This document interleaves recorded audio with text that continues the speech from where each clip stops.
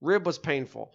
Collarbone really didn't really register on the pain scale. It's just you can't raise your arm up. And then if you're a defensive back who, safety, one of the leading tacklers, 75 tackles on the season, you got to kind of have use of that shoulder. So there's no way Delarrin Turner-Yell's coming back.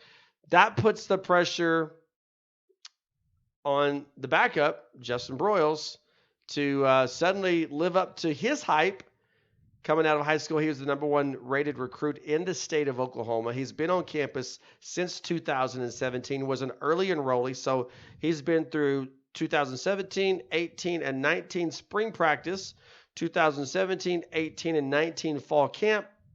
If Justin Broyles cannot get the job done against LSU in the Peach Bowl, it's not because he doesn't have the fundamental knowledge of what Oklahoma wants to do defensively. It's just because he's not physically capable. And this is what gives me a little bit of optimism here, is because this kid was a huge athlete, a huge star coming out of high school. Everybody wanted him. He's just not been able to crack into that role at the University of Oklahoma yet. This could be his time. What are your thoughts on Delarrin Turner-Yell, Justin Broyles, in the injury situation? I do think it's a big loss, namely for the reason of experience, depth. We've talked about how important it was recruiting-wise to pull in defensive backs, whether that was safety or whether that was at the corner position. And a lot of it is because the lack of experience. It is because of the lack of depth there. I think the loss is probably one of the bigger. Obviously, we mentioned Ronnie Perkins on the defensive side of the ball, but this one's right up there with. Well, that's actually what I was going to ask you. Mm-hmm. If you had to weigh them out, I think it's a bigger loss than Ronnie Perkins personally.